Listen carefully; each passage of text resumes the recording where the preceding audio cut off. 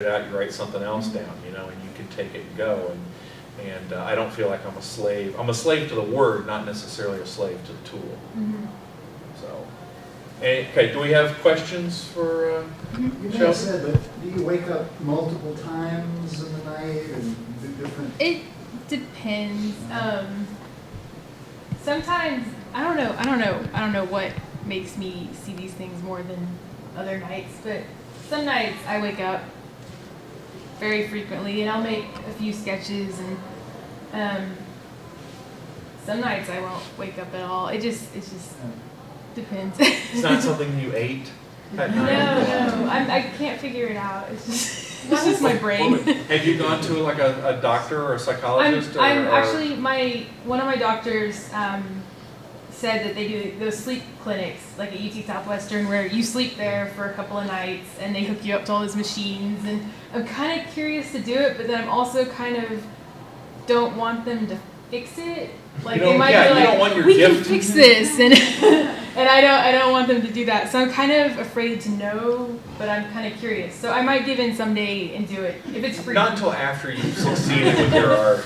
Well, it's not necessarily that they will fix you. You can tell them, I'm a customer. I want you to try and make me do more of this or that. It's like, well, I want a storyline out of some of these things. Give me the drugs that'll make this happen all day. Did this start so you said this started during your childhood? Yeah, and the effects? I didn't realize it until a couple of years ago. Like one day it was kind of stupid. I woke up and I was like, oh, I don't think I actually saw leprechauns and the Easter Bunny.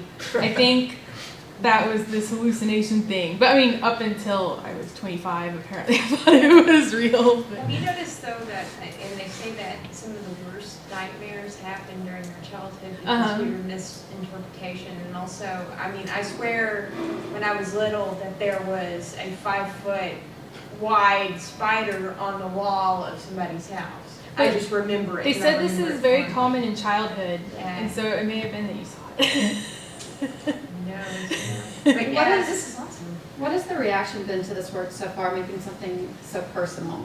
Honestly, I think people are afraid to comment because I have hardly gotten any reaction for it. So this is actually some of the first feedback I'm getting, so thank you guys. But I absolutely love your work, especially with thinking about sense of self. I think the first thing I kept thinking about was Cindy Sherman and thinking about sense of self within a photograph. But I love the manipulation of, which I'm still kind of getting over, this whole idea of using a DS and sketching. I mean, that just amazes me to think about that. But then to also think about another process with layering. And I think what's really cool between the two of you guys is using what's really personal to both of you. And I think that's what I love to see, and it's exciting because you put just as much work and effort in. You love the color blue and you love manipulating, and the same thing, you love manipulating, and it's really quite refreshing and great to see. Yeah, people, as my friend Erica and I were talking about earlier, people are afraid to put themselves into their work. Like it kind of was a bad thing for a long time. So I love that you brought up Cindy Sherman, because I was going to say earlier, I think there's a funny relationship between this work and that work, and as far as who is viewing, and of course Cindy, a lot of her work is about the male gaze and who's looking at who, and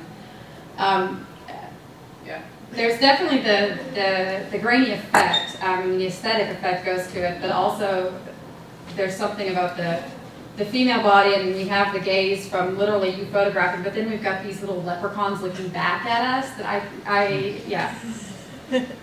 Well, I mean, the fantasy illustrations that you could do, we were talking about Terry Pratchett's Discworld earlier. You can imagine what interpretation you might have with something like that, or Gaiman type thing, or even to the point where you begin writing your own stories based on what you see. So now you're giving life.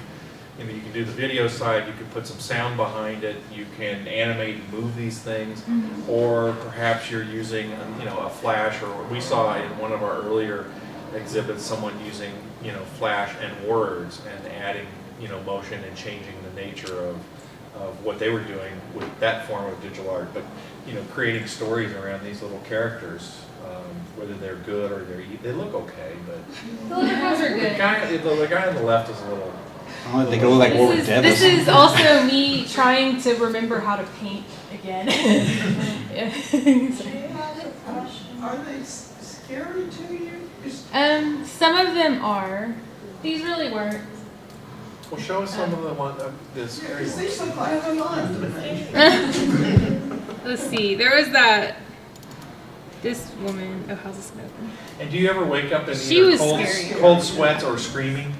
Actually, one time I screamed, and it was the only time I've ever screamed in my sleep, and that scared me because, and it was her. And I read about how with this kind of sleep thing, in America, people tend to see aliens and UFOs, but and that's where a lot of kind of alien visitation comes from. They think that they actually just have this sleep disorder, and then in England and in Europe, they see this old hag woman, and that's what I saw. So I guess I'm not a UFO person. I'm an ugly hag woman person. And she just kind of looms over your bed, and it's the creepiest thing ever. She doesn't, you don't interact or she doesn't talk or anything? No, that would probably just send me over There is a book about that actually. Really? Talking about it in European folklore Mhm. and talking about the woman. She's supposed to be a protector actually. Yeah, but she's creepy. Yeah, she's creepy. She's creepy and you're off the back. I don't know what I just did. Hit the mouse pad. So do you have interest in I mean, where do you want to take this next? Actually, next I kind of want to do some like wall size photographs, make it kind of life size, like not The really. old hag woman's going to be hanging over our Yeah, shoulders? I kind of want to make it life size and do kind of a faint watercolor because it's kind of make it ghost like. I just want to do some kind of just life size. That's what I want to do next. But after that, I kind of want to play with some video and. Have you considered making big cutouts and making them real, like putting them in the real world? I thought about putting like a bed in the middle of the room and then I don't know, and then kind of doing something like that. But yeah, maybe someday. Or you can have like a life-size bedorama for people to, sit on the bed. And there's exactly. the image, like, what do you get out of it? Yeah, exactly. I think you've got so many possibilities with this that the hard part will actually begin to narrow it down while you're still exploring the possibilities. But go back and take a look at what you've got so far and whether you can maybe work with some others, but to develop stories that come out of this and see what happens, right? Because the one thing about this digital art and really art in general these days is that there's really nothing bad.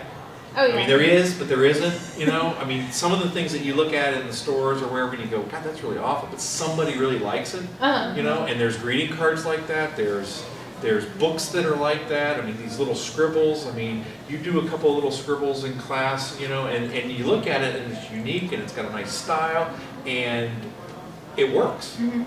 And so I would really like to see you continue that and not let it drop. Don't let it drop. No, this is my main focus. This is my only focus. Okay. But, well, we are getting at around 11, and if anybody has any questions, I think everybody's going to hang for a few minutes. But I mean, I appreciate the bewitching hour is upon us. We've lost a few, so we'll end it. Next time, I think we're going to be doing some high school stuff. Nicole wants to do some high school stuff. We've got one kid already lined up who's going to be showing us how he's creating music using, not unlike the DS over there. I think he's using a lot of vintage Game Boy or Nintendo game cartridges, probably right up your alley. I know. I still think he's probably doing chiptunes. So using the old Commodore and Nintendo and like, I think that's what he's doing, but I mean, these kids hack stuff all over the place. I have no idea what. Trust me, they're what I showing. think is, I think I can do a good following this. So much. I just aged myself. These kids. Wait a second. Aged kids. I guarantee you there's plenty of actors at UTD that can get hired for that to play the hag or the dwarf. I bet. They're crazy over there, those theater people. Yeah, they don't make any money either, so.